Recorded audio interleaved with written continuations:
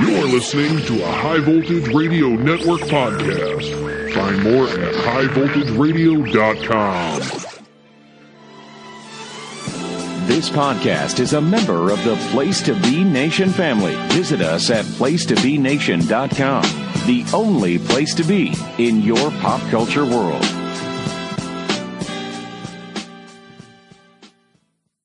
Down with the king!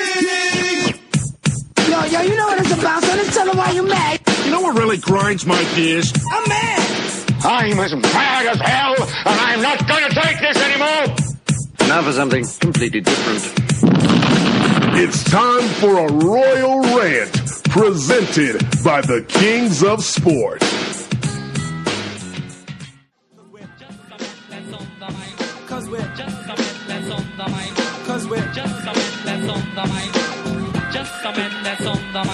Check it, 1 for the money, 2 for the show.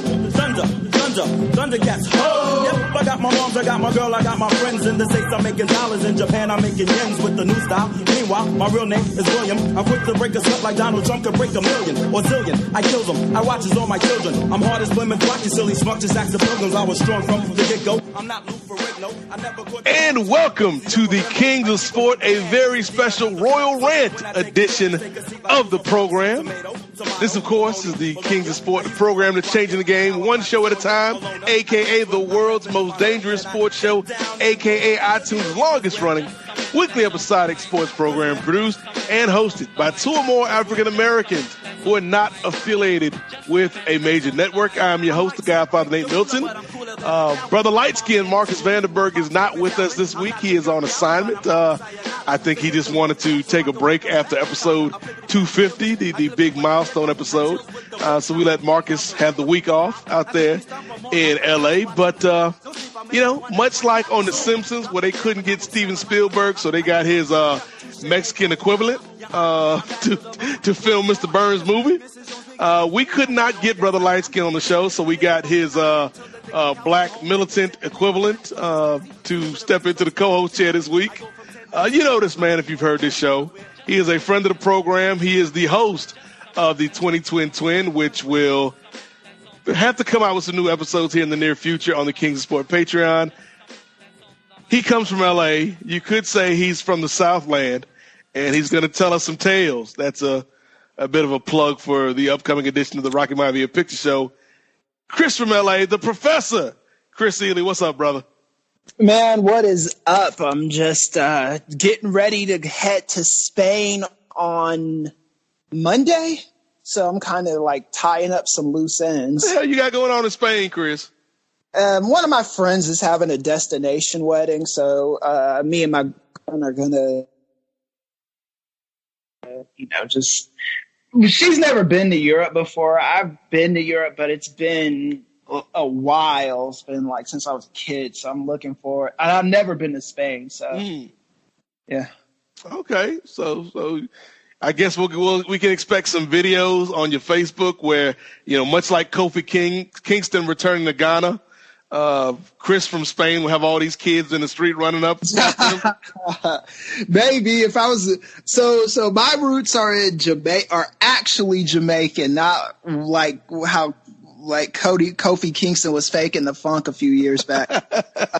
My family is Jamaican, so hopefully I could go to Jamaica one of these days and get one of those receptions. That was beautiful with the Kofi stuff, by the way. It was, and I've got some information about Kofi that I'll tell you off air if you hadn't heard, but I don't want to put it out there because one of my many sources within the wrestling industry gave me a little tidbit today that I'm excited about. Oh, okay, cool. But we'll share that for me and Kris off air. What we are going to talk about on air this week, though, in this Royal Rant edition of the Kings of Sport, is we're going to talk some NBA as we are in the midst of the finals between the Toronto Raptors and the reigning defending champion Golden State Warriors. But before we get to that, Kris, much like Marcus Vanderberg, was out in Vegas a couple weeks ago for the big AEW Double or Nothing event. And kind of the StarCast events surrounding it as well. So I want to touch base with that first, Kris. First of all, let the people know, kind of some of the things you experienced during the week. I know you were at the Corner Podcast panel on stereotypes in wrestling, hosted by friends of the program, Kels Danby and Andreas Hale. So, talk about that, talk about All In, just kind of the vibe from that week in Vegas. Okay, so first of all, big up to the Corner guys, man. They were real cool. Very fun shows on both nights. The Friday night one was a little bit wonky, not because of them though, because the acts that came out before them. I don't know how affiliated they are with the Corner, so I'm gonna leave that alone. But they were struggling. They were struggling a little bit. At least not me. But the Corner guys, they were cool on Friday. Met Marcus over there. My friend Jesse was with me. He's another professor out of Tennessee. And then the whole weekend was just this. I went to the first. I went to All In Chicago. And then I went to the All In event, and then I went to StarCast in Chicago. I gotta say that the Vegas one was eons better. It was so at the Sears Center at All In. One, I was sick that whole weekend. Like I had to use a wheelchair for part of the time. That's right. Yeah, you were rolling around like Black Professor Xavier. Yeah. So I have multiple sclerosis, and most of the time it doesn't mess with me. But anytime I've been flying, it does mess with me. So on that, when I got to that event, I was worse for wear in the first place.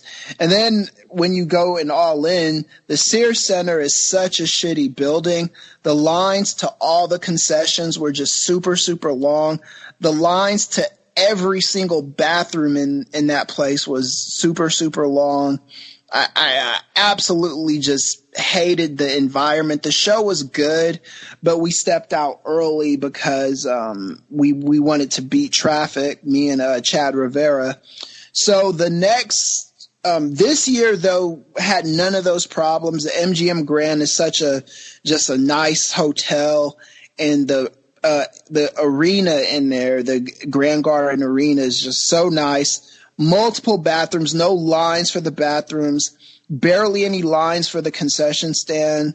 The All In event was cool. They had it at two places. They had it at Tuscany Suites, and that was kind of like the secondary spot. And then the Caesar's Palace was like the main spot for it. I'm hoping next year, if they do the diversity panel again, Conrad, you got to hook it up and you got to represent. I hope the next year's one is at Caesar's Palace so they can draw a bigger audience, because that was an important panel. I was very, very proud to be a part of it. Listening to the Corner guys, listening to Kenny King, Marty Bell. Or if this was a couple years ago, I would have been shooting my shot, but I'm locked down in a situation right now, and I love the girl that I'm with. But I'm locked down. What you doing? You doing 5 to 10? Oh no! It's nothing like that. It's a good situation. Much love, Patrice. But yeah, if this was a few years ago, Marty Bell, I would have kick some game at Marty Bell. She is beautiful in person, as is on television. But yeah, the whole panel, man, and the writer, the ex-WWE writer, what's his name? Kazim, yeah, he's a cool guy. All the independent wrestlers there that I met, I met Willie Mack. Willie Mack was cool. I met him a long time ago in LA. But this is the first time I had a conversation with the brother, and yeah, it was cool. It was just, the things that these guys said that promoters have asked them to do, right, is just, only in wrestling, man. Like I don't see working a regular job being asked to do the shit these guys were asked to do. and it was just an interesting panel. Yeah, it's for anybody that's interested, it is available on YouTube. You can check it out. And I made the comment, like, if I was out there would have been two panels that I would have wanted to go to. Number one, of course, be that man called Sting, because, that's that man called Sting. Yes. Got to represent for my boy. But then also, the Wrestling with Stereotypes panel, because this is something that I think the fan base has needed for a while. It's something that I think the wrestlers and the people within the industry have needed for a while, so they can kind of speak their experience. I'm glad that, Conrad and the people with StarCast made this a part of the weekend. And I think we saw this kind of start with Kofi Kingston back at WrestleMania, Chris. Right. And what happened at Wale Mania.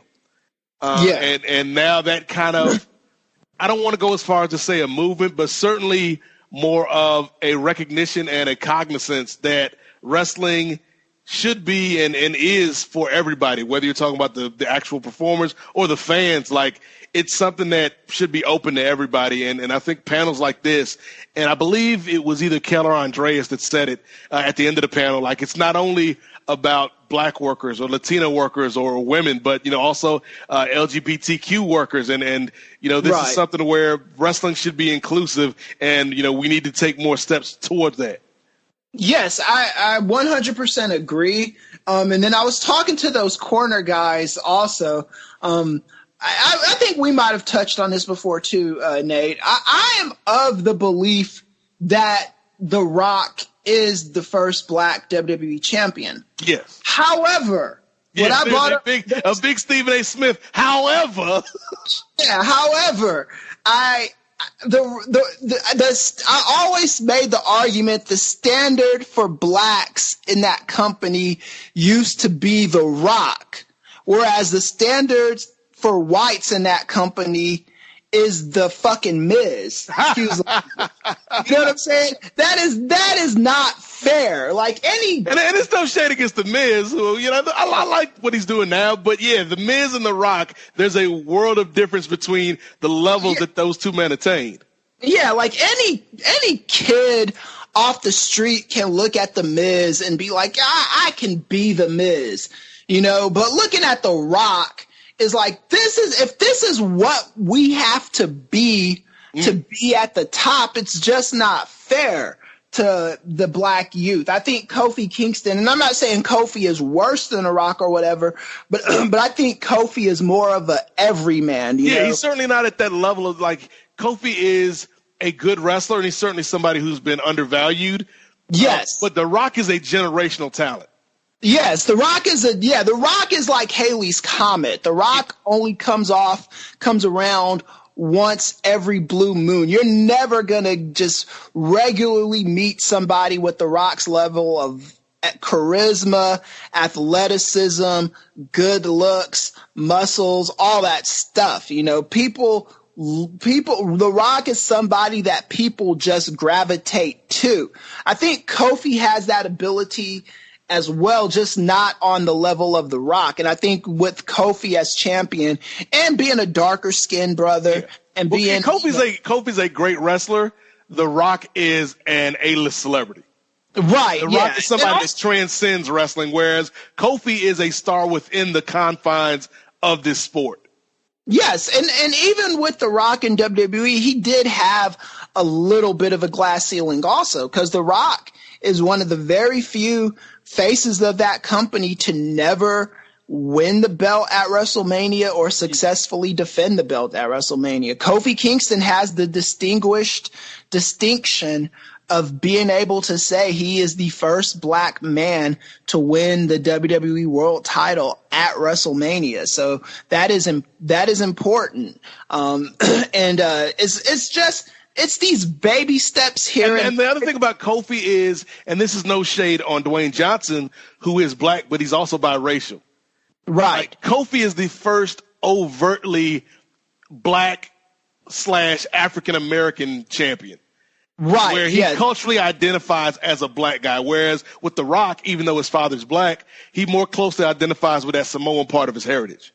Yes, and that's the thing with The Rock, too. The Rock is one of those – and The Rock has the luxury of being black sometimes and not black sometimes. It just is what it is. And for Hollywood purposes, it makes sense. Yeah. So if he's doing a movie like Be Cool, he's going to be Samoan. If he's doing a movie like Gridiron Gang, he's going to be black in that movie. If he's – he's got that kind of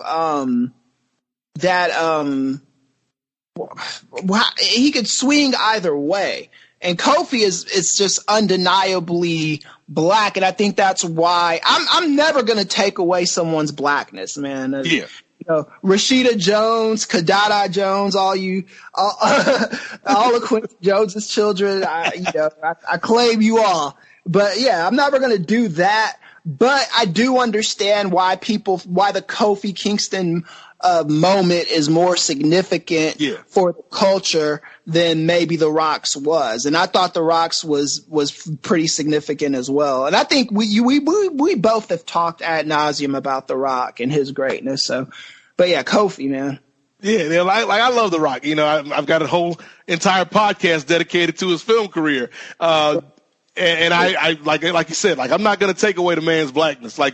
To the people that don't acknowledge The Rock as a black champion, I think you're being silly. But there is something to be said for the cultural identity, which to me sometimes in America is more important than actual, biological racial identification. Because Kofi is very clearly of this time a black man, and The Rock, like you said, has the luxury, quote unquote, of being able to be black, when it behooves him. Yes, exactly. And because even with when he was in the G.I. Joe movie, he played the Roadblock and stuff. So he has that kind of wiggle room. I would like to see Rock do more, and the Rock acknowledges his blackness, but he always has to acknowledge his Samoan side, which I get. Because there's just such a rich culture with. Hey, I'm not gonna lie, Chris. I love being black, but if I looked like The Rock, first of all, I probably wouldn't be doing this show. But if I looked like The Rock and had the ability to either be a big black dude in America or a big Samoan dude in America, I'd probably be the big Samoan dude most of the time. I think that's a fair assessment, and I also I got a ton of Samoan friends. Those fools are black as far as I'm concerned, man. If they're not black, they're black adjacent, man. Yes. I've been pulled over and arrested with Samoan guys before. They don't get treated that much better than us. Let's just say shout out to all the Samoan listeners. We see you, Oos. Yeah, for real. But getting back to the panel and the weekend in general, with StarCast and all Elite Wrestling, what else stood out to you besides the Wrestling with Stereotypes panel? Okay, so they did. I will give them credit, and I'll give this credit to Conrad Thompson, who I hope we have on the show soon, because he did a very good job of fixing the things that were wrong with the first Chicago podcast or this first Chicago StarCast. For one, the lines to the weigh-in and to Omega's podcast and the Sting's podcast and stuff, all of them were super long. But he had them in the very biggest ballrooms. Okay. So if you had the platinum bracelet like I had, and you just let the line die down, you could walk right in and find a chair, and it would be no problem.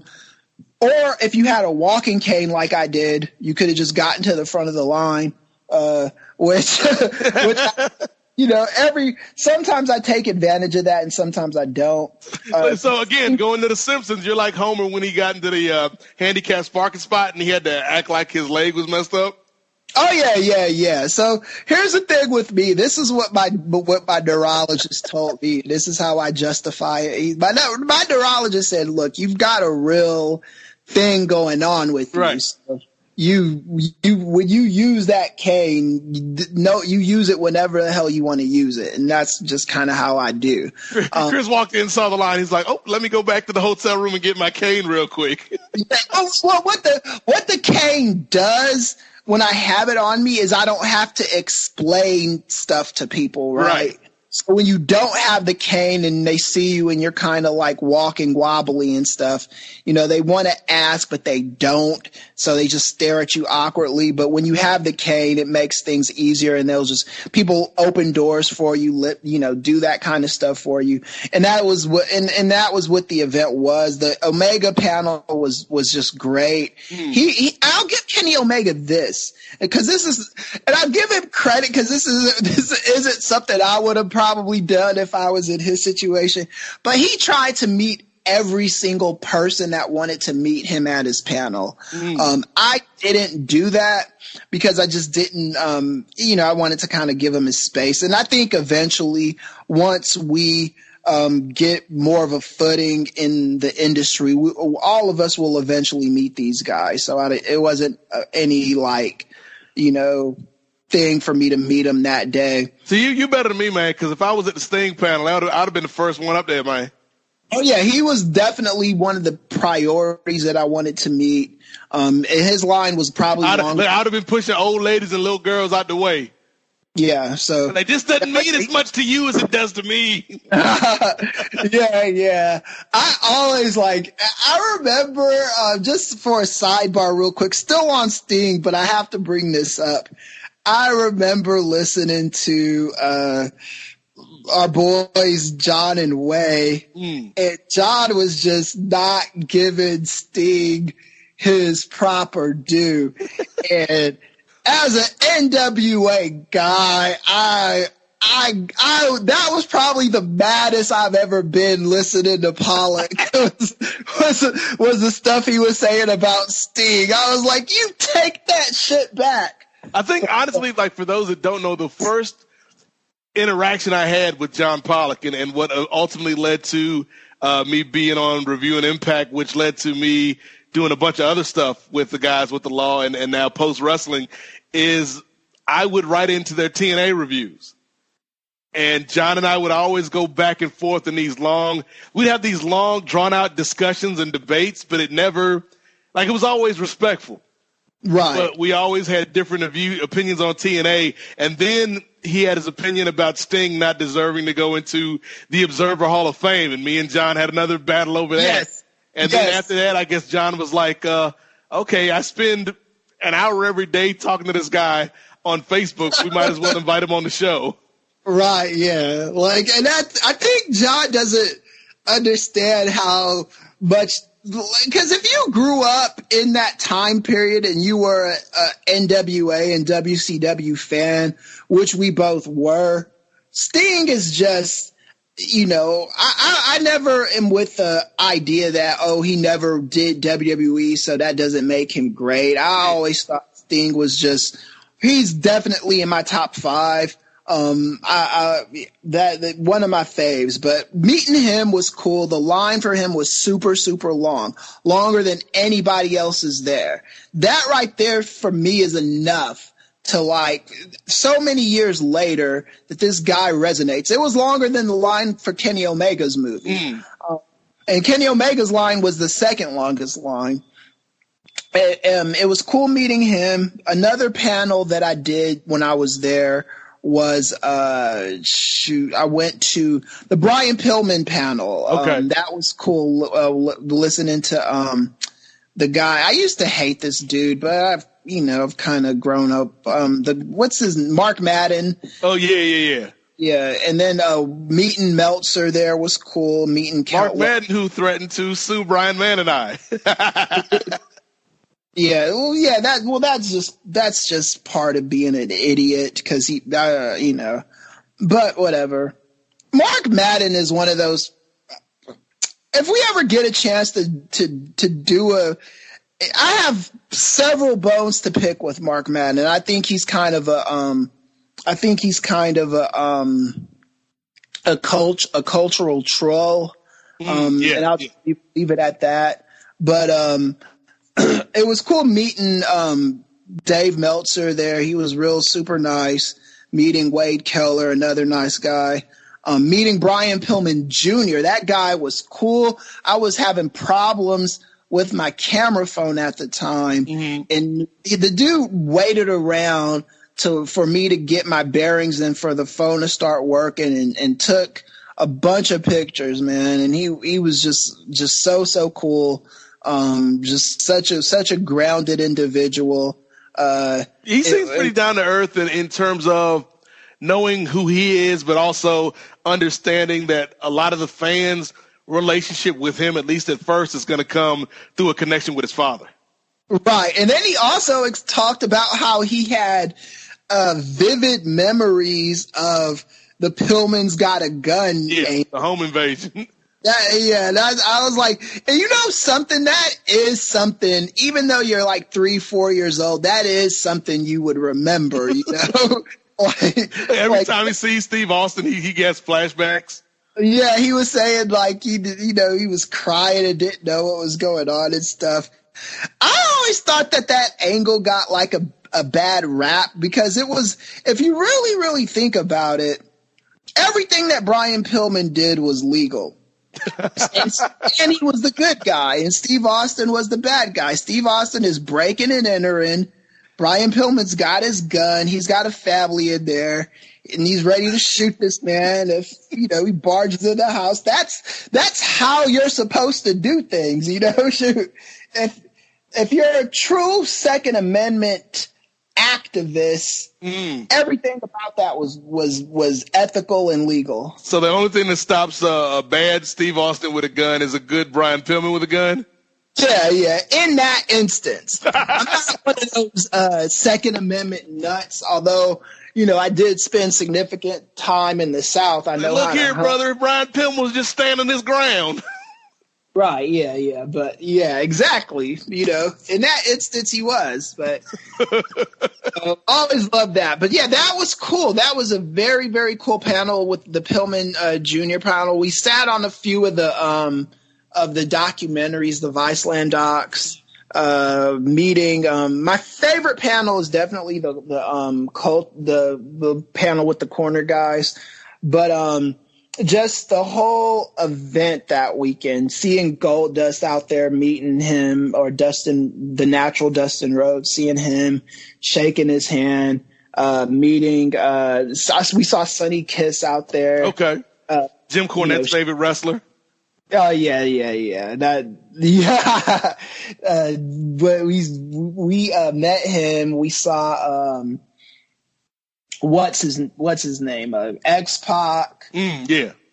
And we just saw like the one thing I'm never gonna do is disturb people while they're like eating and doing that kind of stuff. So, and we saw him walking down the hall, and I saw Kevin Nash. And then Kevin Nash invited us to some party he was throwing. He's like, "Oh yeah, come to the party or whatever." Okay. We never did, but it was cool meeting him. So you should have gone to a party with woke Kevin Nash. I'm sure, like, you think it's going to be this crazy wrestler party, but actually it's like a Black Panther meeting. Kevin Nash is playing the drums. Listen, brothers, upon us, because Kevin Nash stays woke on Twitter now. Oh, does he now? Oh man, you haven't seen Kevin Nash? It was a couple weeks ago. I think it was either something regarding the abortion debate, or it was something regarding Black Lives Matter. But Kevin Nash was just it was the abortion thing, because Kevin Nash was like, this is a real issue for women, but if you're so upset about abortion, why don't you just ignore it like you ignore gay rights and Black lives and a bunch of other stuff? Like, okay, Kevin Nash. Yeah. So yeah, that gives me some extra respect for him then. But yeah, it was cool. And then Mark, the only regret is I do wish I could have hung out with Marcus a little bit longer, but the time that I was around them, that was real cool. And then I'm actually going on a semi-personal, non-personal note. I'm actually getting stem cell treatment the end of the year, so hopefully that'll help with the balance issues that I've been having. But it was cool seeing those guys. There was just a fun event. The only thing I want is just next time, just everybody else being there. It really felt like a reunion. I will, and I also say this about wrestling fans as well. Even though I argue with a lot of them online and stuff like that, when you meet them in person, everybody is just so like personable to each other, and they're just, just offering you things like, hey, do you want to come here with us, and all this other stuff. And everyone's just happy and just loving the weekend. And, you have these fun wrestling debates and conversations in person that you just don't get to have in everyday life, because you're probably going to be the only person that who relates to this stuff. Yeah, I definitely want to make it out to one of these. Like it won't be the next one because it's a little too soon. Right. The All Out show in Chicago with StarCast, but whenever like the next one is, whether it's at the end of this year or this time next year, I'm definitely gonna make it a point to get out to it, because it certainly feels like they took the best parts of WrestleMania week and just kind of upped it up to a different level. Right, they did, and it was just, and again, when you go to Access, you're just not getting the same stuff. You're paying $40. And you're just standing in long lines for pictures, and then you get out and it just doesn't feel anything. It just nothing is cool about it. But then when you go to this event and you get your platinum bracelet, or you can get the lower tier bracelets too, and I still think the experience would have been the same, because if you would have, all you really needed was access to the panels and all that stuff. Right. I made a prediction to the corner guys and to Kenny King and to all those guys, because I got to have long conversations with all of them. I said that the diversity panel, if they do this again in a year, it's going to be way more people that show up, because there was only like 40 people or something that showed up to this. But I think that if they do it again, it's going to be amazing. I think Conrad – I'm going to push for this too. It needs to be if they do it in Vegas again, it needs to be at Caesar's Palace. It just, you had it at Tuscany Suites, which was cool, but, let's put it this way. At Caesar's Palace, people were just looking for panels to go to, and they went to, and I don't think they were looking for anything specific. Right. At Tuscany Suites, it seemed like kind of the fringe spot where things were going on, but it wasn't really like it didn't really seem like event stuff, if that makes sense. It was like StarCast adjacent. Yes, it was like adjacent. It was like Hattie McDaniels accepting the Oscar accepting the Oscar in the janitor's closet or whatever. That's a deep black cut that maybe most of our audience will not get. So just Google Hattie McDaniels Gone with the Wind.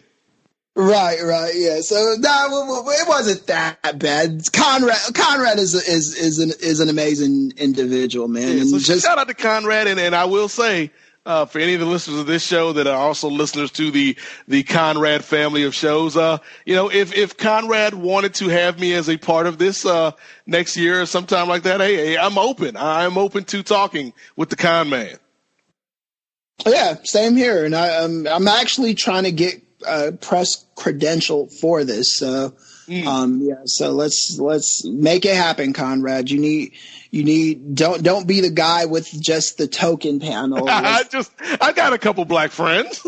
yeah. Let's do this right, man. Let's. Oh man, I would love to have a panel like now that we're thinking about it, have a diversity panel featuring woke Kevin Nash. Oh yeah, that's the thing too. Because I'm sure his ideas now in 2019 are different than 1999 or 2009. Well, somebody brought this up. I don't know if it was Kenny King or someone brought this up, but yeah, there should be at least one white wrestler, on this thing that could vouch for some of the stuff that these wrestlers are going through and be like, yeah, it's effed up. It's like, the stereotypes and the stuff. The thing about blackness in wrestling in any facet of life, anytime I explain privilege to my students, the easiest way to explain it is if you do not have to think about your race or anything like that, then you are privileged. You know what I'm saying? Like me and you, there are going to be times where we have to think about our blackness, right? Yep. If you're a gay guy, there are going to be times where you think about, I'm walking down the street with my boyfriend. Oh, maybe I shouldn't hold hands here because of this. No straight couple is ever thinking like that. And the thing is, I think people get so defensive when you start talking about privilege. But the thing is, everybody has certain privileges to a different degree. Right. Yeah. Like you and I don't have to deal with stuff that women have to deal with. Right. Or, you and I don't have to deal with stuff that a gay dude would have to deal with. So, just saying that somebody has a privilege isn't a bad thing. It's just being aware of the reality of the situation. Yeah, it's like I heard Louis C.K. say this a long time ago in one of his stand-up specials, and he says, if you don't acknowledge how awesome it is to be white, then you got, then that's you're an asshole, right? So you gotta. Being white is so awesome, you can masturbate in front of people and it won't catch up to you for a decade. I know, exactly. Yeah, he's a poster boy for that. So it's like, so that's the thing. It's like, if the conversation ever wants to get real, and we're talking about wrestling, but in any facet of life, but if the conversation is ever going to get real and have any chance of going any place, you have to acknowledge the privileged state that you are in. At least do that. And then we can have a real conversation. And I think, and with that said, I think Conrad and those StarCast guys are willing to do that. Yeah, so, which is a good first step. Yes. So let's kind of wrap up things by talking about the actual show. Before we move to the NBA, Chris, the actual Double or Nothing pay-per-view. Some people loved it. Some people, like Jim Cornette, had some issues with it. What did you make of AEW's first show? It was cool. So I got there the tail end of I'm used to calling it the Jobber Battle Royal. It wasn't a Jobber Battle Royal because the winner got a world title shot, but whatever the Battle Royal thing was. Which was to me, just from watching it at home, the Battle Royal part was kind of the most sloppy part of the show, where you saw some production failures and the guys coming out, they could have done a better job of presenting the characters. And your boy Alex Marvez was not at his best in this segment. Right. So I watched it on TV, and then I watched it there, the tail end of it there. Anyway, I think Jim Cornette is a progressive individual.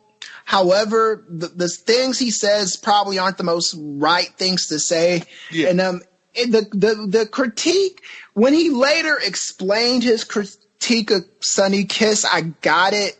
He said that he thought he didn't know Sonny Kiss was gay. He thought he was a guy pretending to be a gay stereotype, which on some level I kind of get. But at the same time, you want to, you don't want to be, calling guys transvestites and stuff, especially in this climate.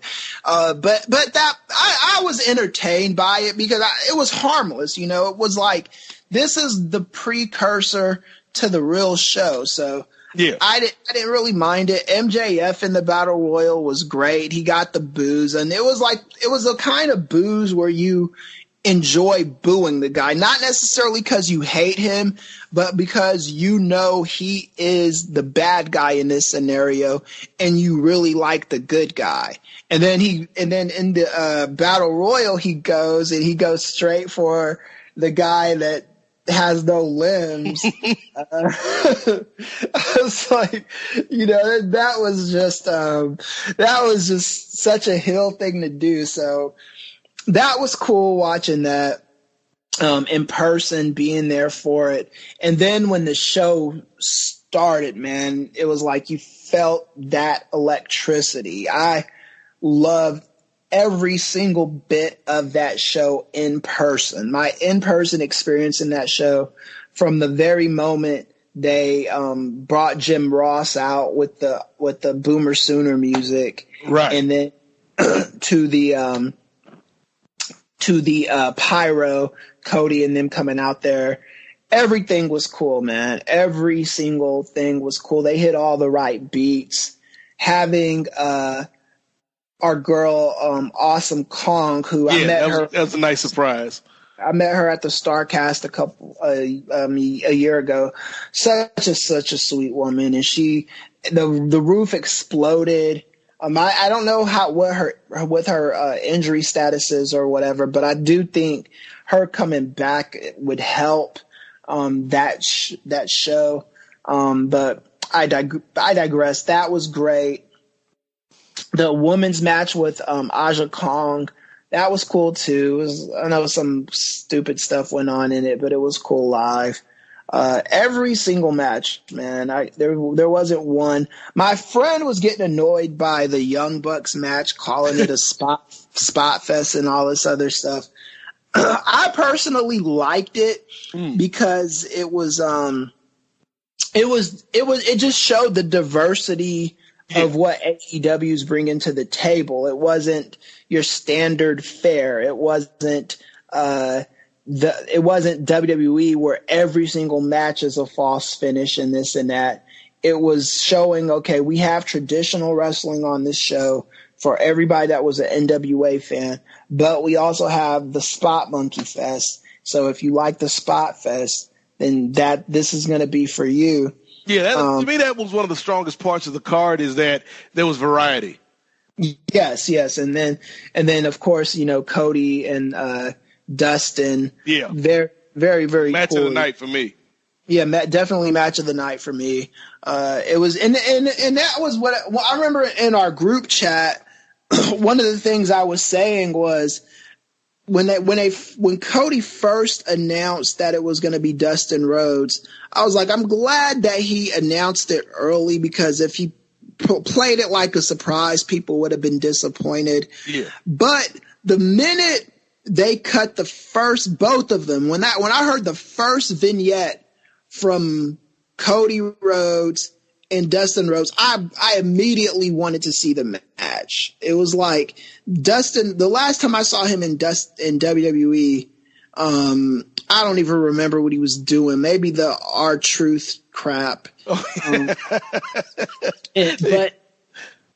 it just shows you how a fresh coat of paint can change everything with that guy. So that was cool watching. I think people need to, Cody's not going to be the guy that goes out there and puts on a, 6-star classic, to quote Dave Meltzer.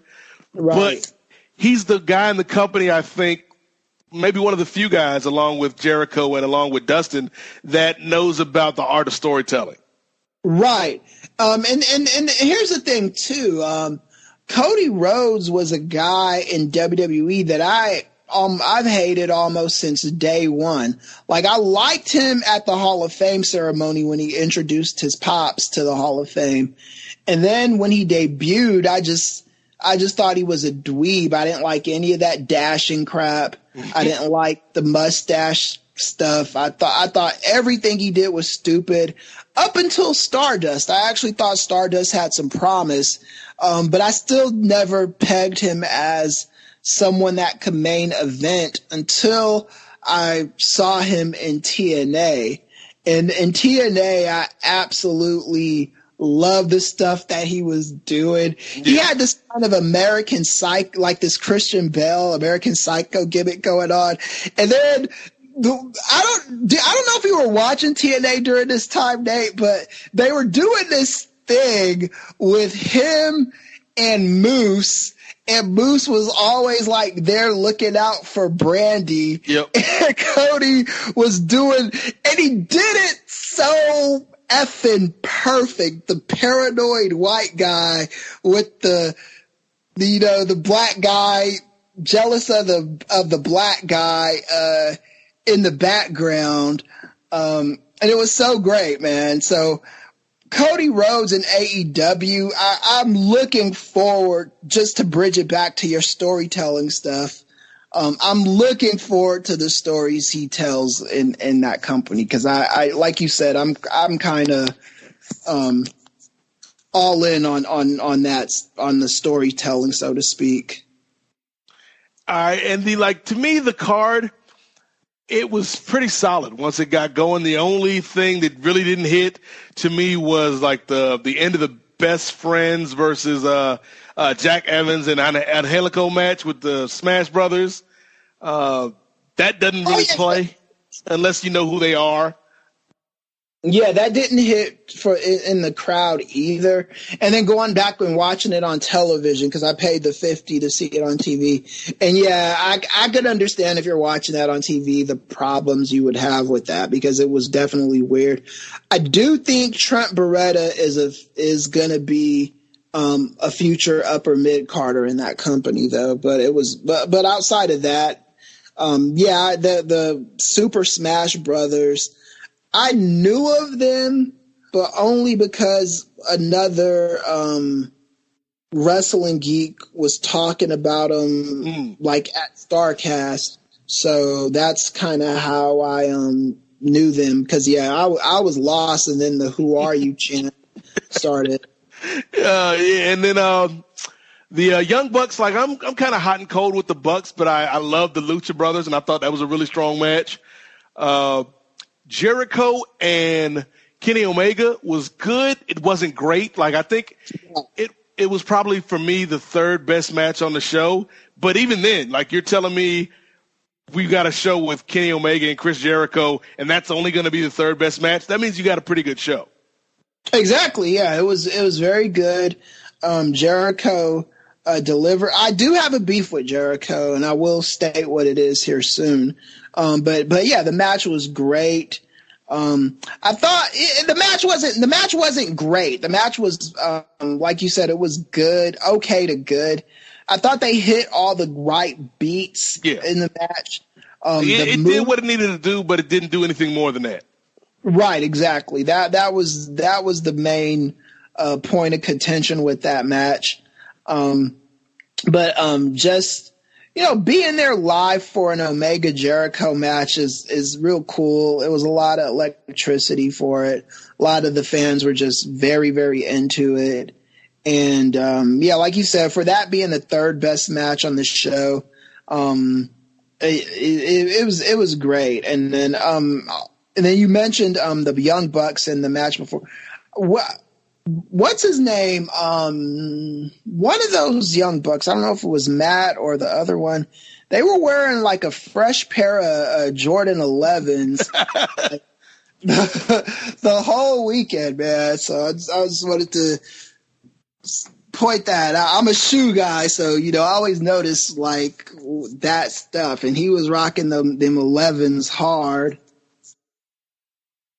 And he had at one of the events he had on the Jordan 11. He had on the whole Jordan ensemble with the 11s, and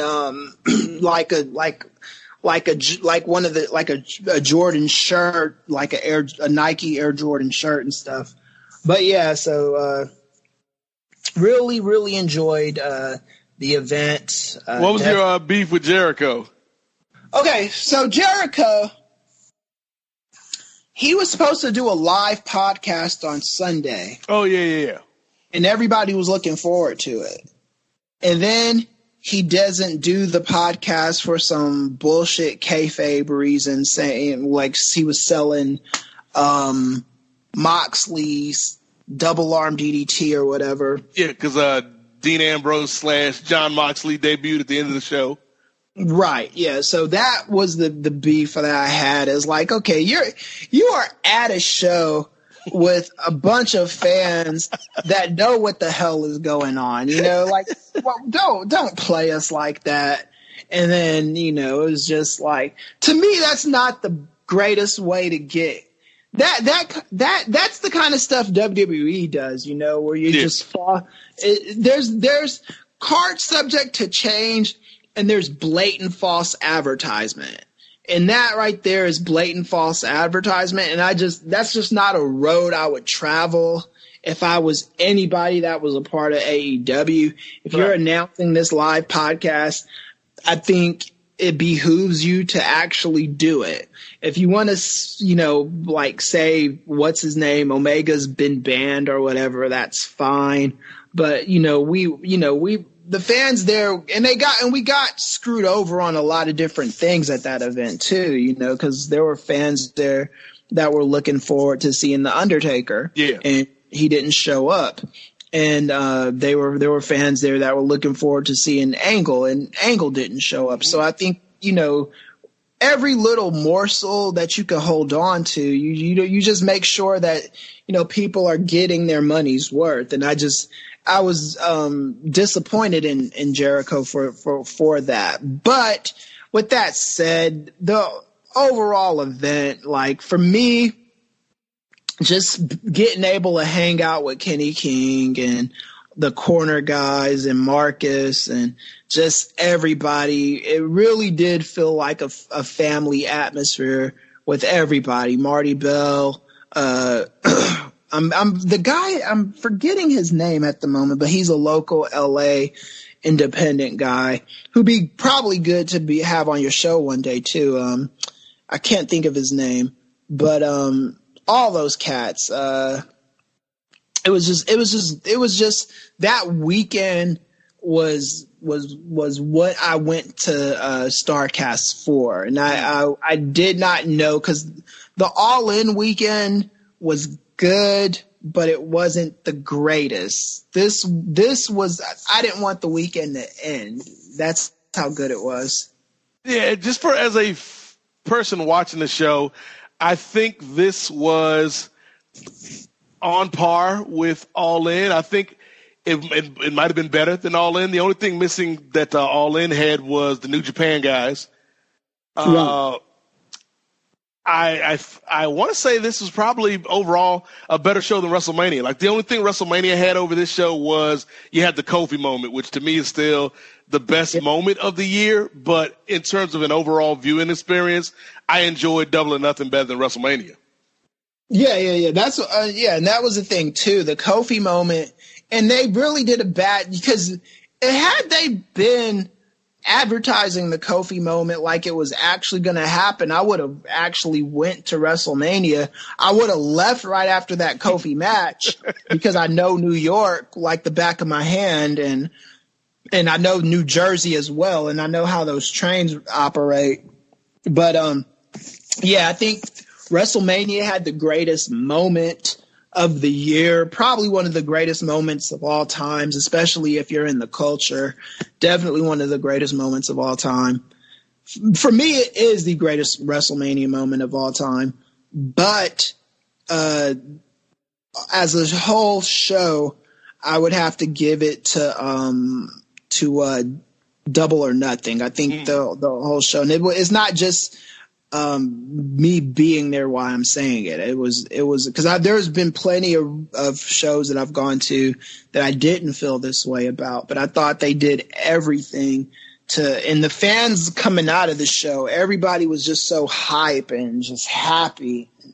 It was like nobody was complaining about anything. People were just, that recency bias was there. Well after the show let out. And the whole weekend is that people were just talking about, after Saturday, going into Sunday, people were just talking about how great the show was. So big up to Tony Khan and Shad Khan for just giving us something different. And then I start listening to some haters like well after the show, and we probably shouldn't even acknowledge them. But I will say this: if WWE did not fear AEW on any level, every wrestler that's complaining about wanting to leave, they would just let leave, right? You know, so that's just my thing. So I do think AEW is I think its first show is gonna probably do 1.5 million viewers. And I think people sleeping, man. That TNT deal is a big one. Yes, it's like you don't understand. Like if you're not taking this thing seriously, TNT, this is what they do. Their bad shows do like about 500,000. You know, so this is not ROH on Sinclair or Impact on Destination America, or even Impact on Spike. Like TNT is a channel that rivals USA's reach. Yes, and they're showing commercials during like the NBA playoffs and the NBA finals and stuff. So yeah, I mean, this is we had your boy Marv Albert talking about Chris Jericho. Yeah. Marv Albert needs to he needs to eat some humble. I don't understand what that was. He's not that old. And it's even if you don't know Chris Jericho, like the word Jericho is not like a foreign word. Yeah, I'm sure Marv Albert's read. You never read the Bible, Marv Albert? At least once. He's had to read the Bible at least once.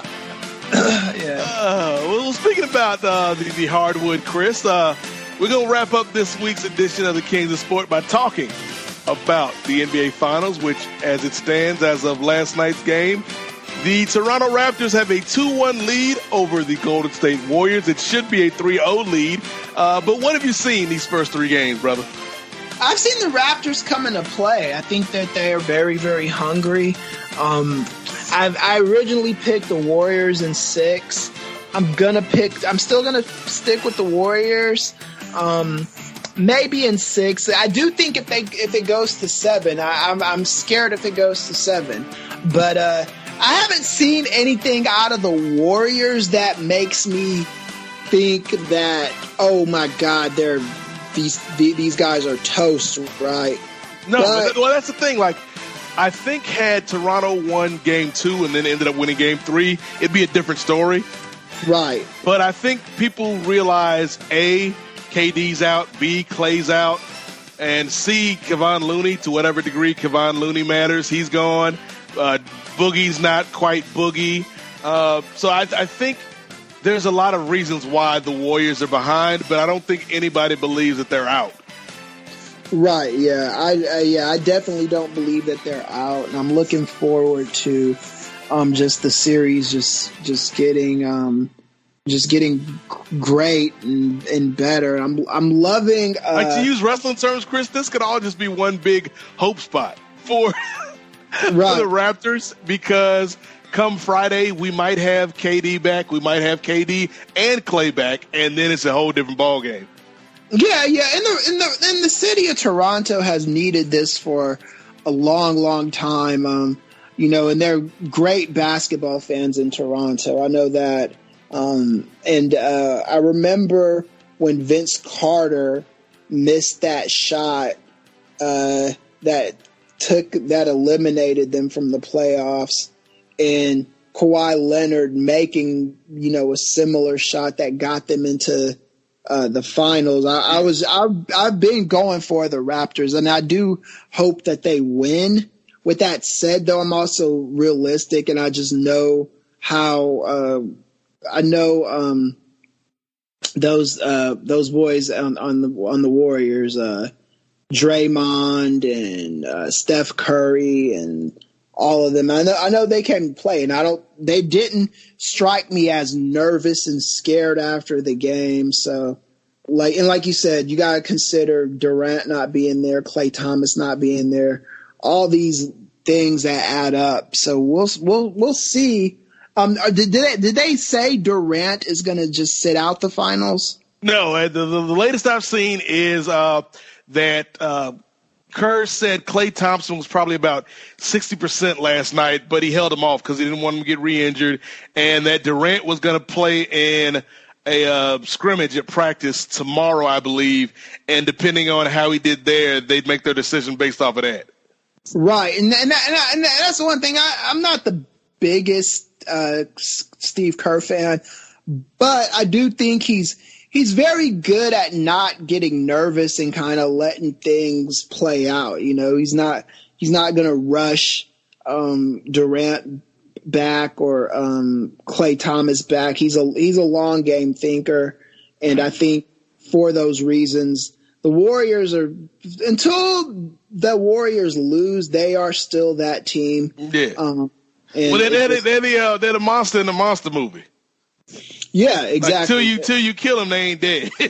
Exactly. Yeah, you got to make sure those guys are dead. Well, come Friday night, we'll see KD and Klay Thompson hop up out the grave like Michael Jackson and Thriller. And right, and we've seen them in these sticky situations. There's something you should know about me. I'm not like most guys. Yeah. Yeah. And then Draymond turns around to the camera with the yellow eyes. Right. Yeah. But yeah, man, like I think Toronto, and I can't believe I'm agreeing with Will Kane because I always disagree with Will Kane. But the day after they lost Game 2, he said that was the series. Right. And even though they came back and won Game 3, I tend to agree with him. I think had they won that game, it's a different story. But because they lost and left the door open for Golden State, and now you're in a position where Klay and Draymond can get back in the game, I still think Golden State's going to end up winning this. Yeah, and that's the thing too. And I saw Will Kane say that, and I'm exactly like you on that subject. But in every single series, there comes a moment before the series is over where the team that loses lost the series. And I do think that was Game 2 for the Raptors. Even if they come back, I think once the series plays out and if the Warriors win, I think you could trace the losses back to that Game 2. It was like this isn't exactly similar, but remember when Derek Fisher hit that 0.4 second shot against the Spurs? Yeah. That was when that series was over right there. You know, even though there was an extra game or two to play, you know, it was over right there. Yep. And this was even worse than that because it wasn't some last second shot. They were in control of the game and just let it slip away. Yeah, exactly. They had they were holding on and then they let it slip away. And it was kind of like when last year, was it last year with Cleveland? I think it was last year where LeBron and wasn't clock managing right. J.R. Smith. Yeah, J.R. Smith. Yeah, that was the end of that series. Yeah. There was no coming back from that. And I think that even with the Game 3 victory, the Raptors, I do think it's going to be an uphill climb. I think the Golden State is one of those teams that when you have them down, you have to stomp them out. Yeah. You can't leave any wiggle room for anything to happen because you have to beat them while they're down. So we'll see if Toronto can hold on to this lead or if the Warriors will once again reign supreme. But one thing we won't have to wait on, Chris, is discerning the state of your Los Angeles Lakers. And we have to always talk Lakers whenever you come into the show. Right, yeah. So far, the Lakers, I guess the big move this week is they've added another former head coach to their coaching staff. Yeah. Frank Vogel, right? Frank Vogel's the head coach. Then they added Jason Kidd as the assistant coach. And now they've added Lionel Hollins as another assistant coach. Oh, yeah. Okay, yeah. So I think that all of these let me just say this. Frank Vogel would not have been my pick, but out of the guys that they could have picked to like be coached, out of the lame tier of guys they could have picked, he's probably higher up on that list. I do think Frank Vogel does have something to offer, but I just think until we get people to compliment LeBron, it's just going to be the same story. And then now we have to deal with the fact that LeBron has aged another year, you know? Well, I mean, there's some good news, I guess you could say, Chris, in that the Pelicans look more open now to trading Anthony Davis. Yeah, and that's something that should probably happen, because I don't think Anthony Davis is happy there. And one thing that the NBA understands that the WWE doesn't understand is that when a player is not happy in that environment, you gotta make sure you get rid of those people, man. And because it's just they're not going to give you the quality that you want out of them. And I think that with Anthony Davis, I think he's tired of the same song every year. It's get to the play. It's either don't make the playoffs or get to the playoffs and lose every single year. And I think there comes a point, even for the team, where you just have to say, we're going to go back to the drawing board. Yeah, and if you New Orleans, especially now that you have Zion Williamson, this is a chance to get a bunch of assets in return for Anthony Davis while you can. Yeah. So exactly. You're right. Like if the guy's not happy there, let him leave and get as much as you can in return for him. That's a lesson a lot of people could take to heart. The WWE, the Cleveland Browns with the Duke Johnson situation. Shout out to punk ass Baker Mayfield. Can't bid up for management on these streets. But the other thing with the Lakers, the rumor is still persisting, Chris, and I don't know how much of this is true or not, but do you think you could see a reunion between Kyrie and LeBron in La La Land? See, that's the thing. Right now, I'm just looking for a hallelujah, man. I want anything that gets us out of the playoffs, and that's never what I used to be as a Laker fan. But that's what it is now. It is what it is. I'm not. You might as well. That's what I'm on board with. But I do think that Kyrie and LeBron could work. But I don't think that would be enough. I just think that you still need. Yeah, I think you need one more guy. Like I think if you get Kyrie, LeBron, and maybe like a Jimmy Butler, that's a good little team. Yeah, that would be cool. If we ever got if the Warriors ever came up off of Klay Thomas, something like that. But you need something extra. I mean, it's not going to be enough with them. It wasn't enough with them in Cleveland, even though Love was quality. Yeah, but he was just kind of falling off, So, well, yeah, I think Kyrie has been humbled a bit by Boston, right? And I think that he understands the deal now. Like he's a great number two. Right. And I think he would be more open to re-teaming with LeBron than he would have been, say, a year ago. I also think he's open if KD ends up going to the Nets or the Knicks. I think Kyrie would be open to being the number two guy on one of those teams. So I think he's certainly more open to the idea, and you could do a lot worse than Kyrie, LeBron, and one other player, whether that be an AD or a Jimmy Butler or Bradley Beal, somebody like that. Well, yeah, what I used to always say about Kyrie when he was on Cleveland, it was like, I think Kyrie had I'm talking past tense, had the potential to be a number one, but you just can't force the issue, man. Your time comes when it comes. Yeah. Right now, LeBron is the man. And when, if Kyrie ever surpasses that. Had he stayed in Cleveland, they probably would have gone to, 2 or 3 more finals together. Right, exactly. But it's like you're not gonna surpass LeBron in his prime just like that. I think it's something that could kind of be learned, but you're not just gonna automatically come in and do that. You gotta get the torch passed to you. Right. Yeah.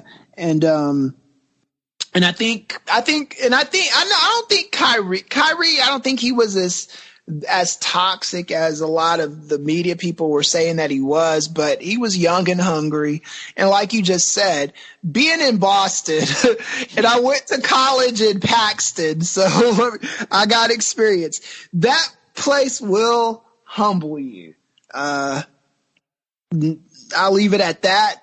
But yeah, so I'm sure his Boston experience is better than mine, even as horrible as much as he's complaining. Yeah, we'll see what goes on with your Lakers and your girl Jeannie Buss out there, and Kurt Rambis and the whole crew running things. Right. Yeah, and I think Jeannie. I think if they don't get it together if they don't get the Lakers to the playoffs next season, I think Jeannie she needs to consider selling, because this is getting ridiculous, man. We're going on how many lean years not being in the playoffs. The last time we were there was when Dwight Howard was on the Lakers, and it's been a while. So there's got to be a cultural shift. There's got to be a paradigm change. Yeah, I hope the Lakers can tighten it up, because the league is better when the Lakers are good. The league is certainly better from a TV standpoint when LeBron is in the playoffs. And so we'll see how that goes, Chris. Yeah, we'll see. But that's going to do it for this week's edition of the Kings of Sport. We appreciate y'all for listening. Chris, for the people out there that want to hear more of your insight into the world of wrestling or race or politics, and we will have to restart the 2020 in the summer, as well as we'll eventually get around to launching the NWA show, the Nubian Wrestling Advocates. But for people that want to get in touch with you and hear about your various projects, including your recent appearance on Post Wrestling, where can they find you? All right, so you could do a Google search of me, Christopher Ealy. That's KRISTOFFEREALY, and then all of my social media stuff should come up.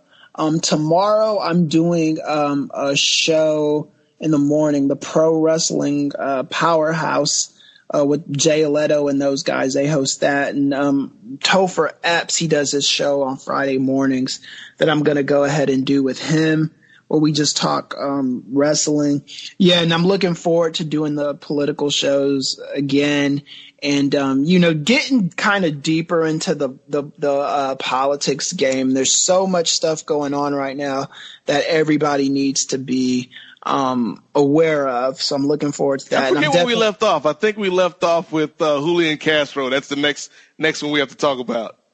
Okay, yeah. So we'll talk about Castro, and then we'll talk about some of these other cats, because it's a wide open field for Democrats. And we need to also talk about the impeachment stuff too. Yeah, we got some pretty big episodes coming up, because we got we haven't done Kamala Harris yet, I don't think. Right, not yet. No. We haven't done Beto. Nope, not yet. So we haven't done Mayor Booty Juice. Oh yeah, Mayor Pete Buttigieg. I'm looking forward to talking about all of these candidates, right? That's the 2020 twin on the Kings of Sport Patreon that you can check Chris out on. Right, and then also I wanted to shout out Leslie Smith. I've been kind of talking with her about her the UFC, the independent contractor stuff that we've been complaining about for years, and I'm trying to put together a panel for her and her lawyer to kind of talk about this ad nauseum and bring attention to it. So we'll hopefully we get that done by the end of the year. And yeah, so it's a lot of good stuff going on around here. And I made Way and John watch Thunder in Paradise, so I'm kind of proud of myself for that. Yeah, that was a great episode of Rewind Away with Kris and John and Wade reviewing Thunder in Paradise pilot, the 2-hour movie. Yeah. Featuring Terry Bollea. They're complaining about that, man. You wait until they see the next thing I have them review. They're going to be wishing that it was the next episode of Thunder in Paradise. I'm hoping it's something featuring Tiny Zeus Lister. Yeah. But maybe more importantly than anything, Kris is a patron of the Kings of Sport podcast. And before we get out of here, I want to shout out the various patrons for the Kings of Sport. You can find the Patreon over at patreon.com/the Kings of Sport. Let's see, as soon as it'll let me pull up the page here so I can shout everybody out. But Kris, while I'm bringing this up, why don't you let the people know, what you like about being a patron of the Kings of Sport? Okay, so being a patron is just cool because one, you're giving back, and the shows, the more patrons that the King of Sports get, the more shows they can do, like the 20 and then just stuff like that, and the content is great, and just being a part of it, and and then I know like the goal is to get like be more interactive with all the fans, right? So yeah, we just want to provide a variety of different shows for the people, and the more patrons we get, the more stuff we can do. So yeah, the more reward levels and stuff like that. So it's a marathon, not a sprint, but I believe it'll happen. All right, so go check out the Patreon, which not only has video versions of the Kings of Sport podcast, but it has the 20 like Kris mentioned.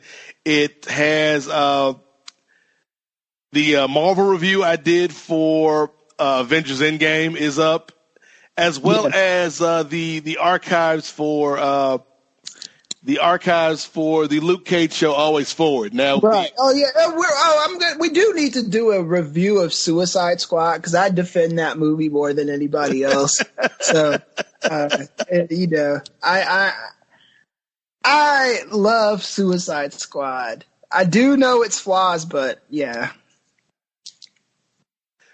I was gonna say, how do you feel about your man Idris Elba being in part 2? I feel good about it. They're not making him Deadshot anymore, so I think they're trying to leave the door open for Will Smith. Which is a smart move. Very smart, yeah. You don't want to. Will Smith is still box office. You can't be fucking that up. And him and your girl Tanya Harding. What's her name? Why am I blanking on her? She played Harley Quinn. Yeah, I know who you're talking Margot about. Robbie. Yeah, Robbie. They were like the best part of the movie. Right, yeah, they were great. But yeah, let's shout out our patrons here, Kris. We got Amy Lamont, Chris Thunder, Dre Pullen, Eric Marcotte, Faz, the infamous Jermaine Jones from Chicago, John Taylor, John Pollock and Wei Ting, Christopher Marquise Ealy, Mark Donald. What's your last name there, Mark Donald? I think that's Mark Donald Kent. If I'm wrong, let me know.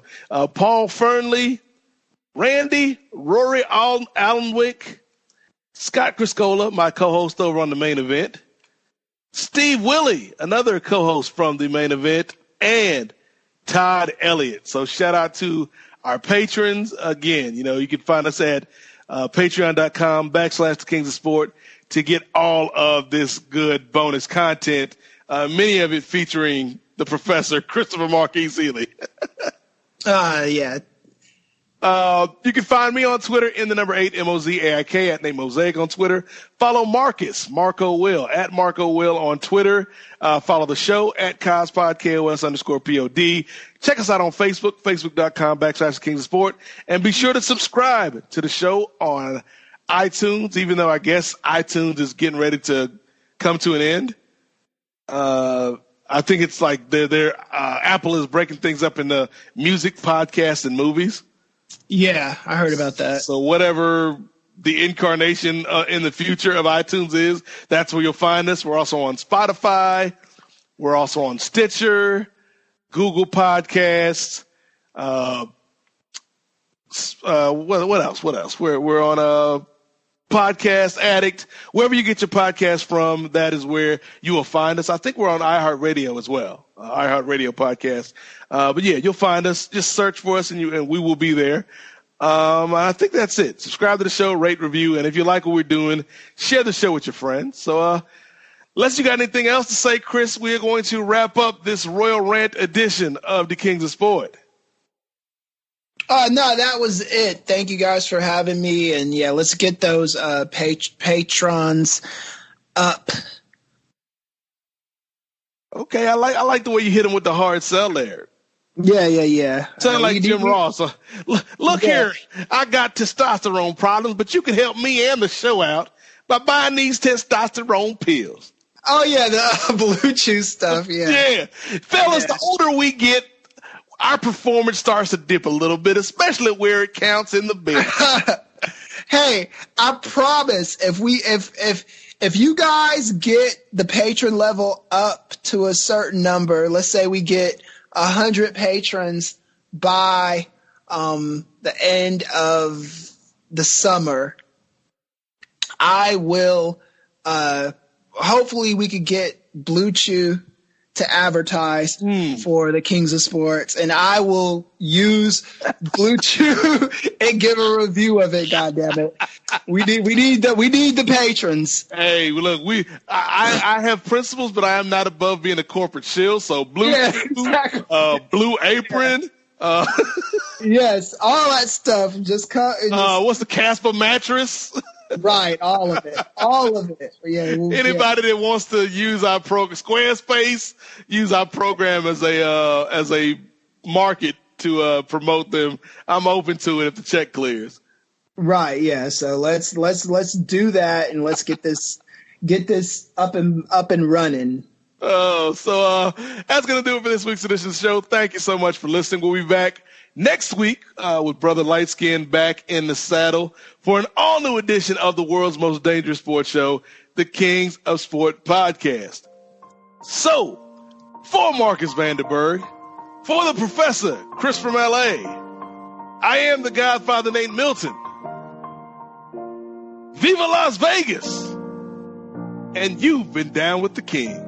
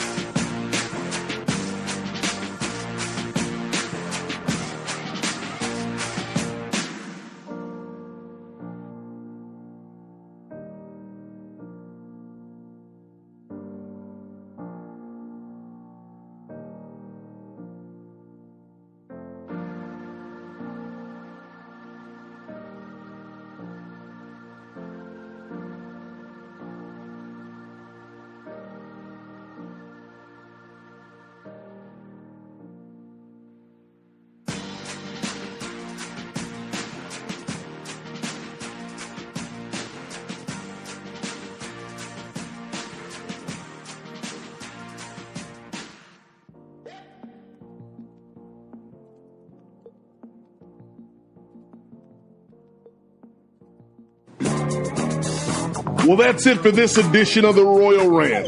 Agree with our take? Think we're off base? Or maybe you've got something completely different that you need to vent about. Well, tell us why you're mad on Facebook, facebook.com/the Kings of Sports, or on Twitter, Cospod on Twitter. That's KOS_POD, Cospod on Twitter. Time is truly wasted. There's no guarantee. Smile is in the making. We gotta fight the powers that be. Got so many voices. Saying all the same. Giving up all around me. Faces full of pain. I try to play my music. They say my music's too loud. I try talking about it. I got to be run around. And when I roll with the punches, I got knocked on the ground by all this bullshit going down. Hey, time is truly wasted. There's no guarantee. Smiles in the making. We gotta fight the powers that be. Let me tell you something, Mean Gene. I'm gonna go out there and I'm gonna leave it all on the mat. Cause that's what I do when I get it done so I can do it. Yeah!